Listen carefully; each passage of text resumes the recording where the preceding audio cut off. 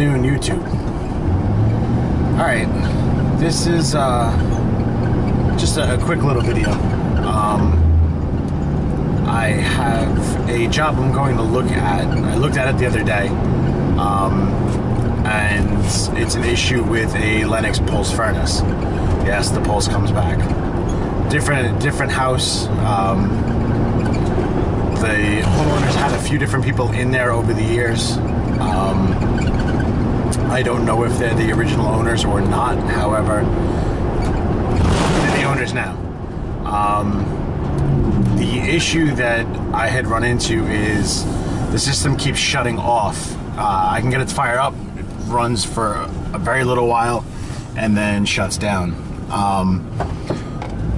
What I determined was the Lennox pulse furnace on the exhaust line, it comes out into a T-fitting, and it actually has a drip leg that goes down, and there's a piece of PVC pipe that goes down inside that drip leg, which creates a trap for the condensate. The issue that the pulse has is it gets a lot of crap built up in it. It doesn't allow it to drain properly, and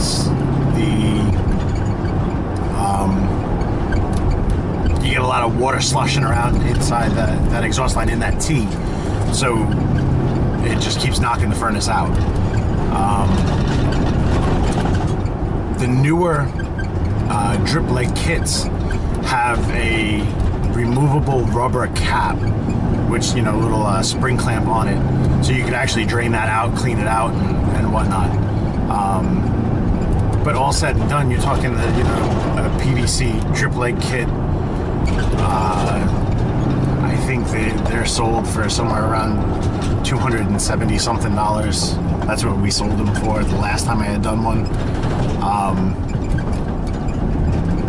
However, watching the system run, I did notice that there seems to be a leak in a condensate leak in the secondary heat exchanger, which is also a cracked heat exchanger, in my opinion.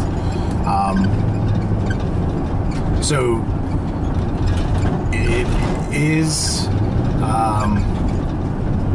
an issue where you can't get that heat exchanger anymore. The unit's from 1987. It is a counterflow pulse. The main issue I'm running back there today is to actually get the numbers or the capacity off of the cooling end.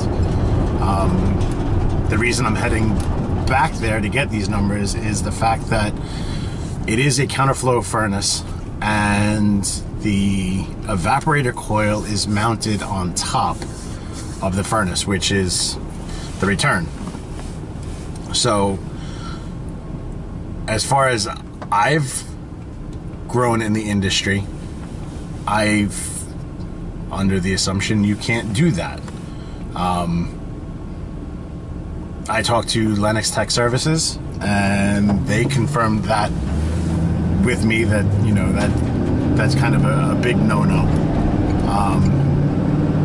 especially on an 90% furnace. The fact that you're bringing in 100% outside air, or in the summer times here on the island, it's, could be 95-99% relative humidity for long periods of time, and then when you're running the cold air across the heat exchanger, you can get condensation in the heat exchanger. I had a guy that I talked to, just told him the issue, and he said, "Oh, it's no big deal. It's it's a condensate furnace anyway. It's no big deal." And my thought, I put it to you guys, is that the condensation that does occur in a 90% furnace, 90% and above furnace, is actually in that secondary heat exchanger. That's where you're extracting all that excess amount of heat, and that's where the condensation happens.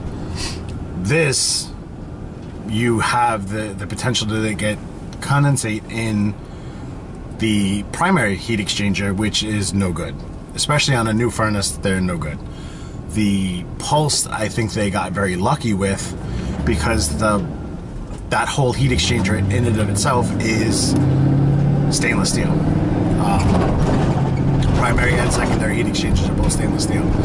So I think they got lucky with it for as long as they did. I don't want to chance putting in a new furnace and have the same issue happen, but to fail something to cause other problems when they could be avoided by just changing the coil and, you know, the position of the coil. The coil's old. It's kind of a POS coil, piece of you know what. So we had given them a price to change the coil. They're not changing the outdoor unit. It is an R22 system, so we will have to field adapt a 410A coil to 22. And so I'm going to get the capacity off of everything, so this way I can get the right coil. And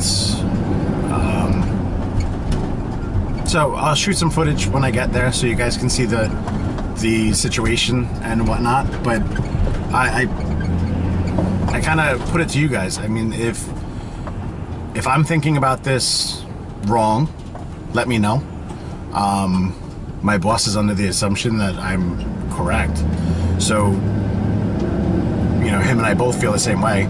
So I'm looking to change all of it. But nevertheless, I'd like to know your feedback. So if you can, shoot me a line, let me know.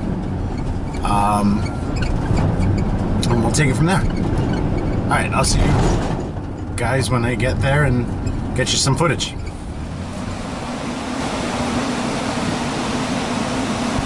That's what the coil is. The furnace. That's the supply. But, like I said, it's going to be a fun one. Gotta get that coil off of there and down there. And I don't know if you can hear it. The water sloshing around in the exhaust. This is the drip leg that I was telling you about. The condensate line comes off of that. There's a long tube that comes down in here. This fills up with crap. So the new ones have a plug that comes off that you can change. You can clean it out. So Lennox has these mufflers on the intake and the exhaust. They have to get cut out up here so we can attach to the existing venting. So that's that. All right, I'll see you back in the truck. All right, so I don't know if you guys can hear it, that water sloshing around and whatnot in that exhaust line, but it slashes around pretty good. It keeps knocking the furnace out. So the issue I still have is the same as before, which is the coil okay on the return? Or should it be on the supply? My understanding on the supply. So let me know. Comment below. You can subscribe by clicking over here. You can follow me on Google Plus by clicking over here. And I'll keep you guys apprised of the situation. We'll get some good footage, hopefully, when we change the furnace. Right now it is Friday, and we're looking to do it next Friday. That's when she's available. So, other than that, I will catch you guys on the next one. Shut up and sit down.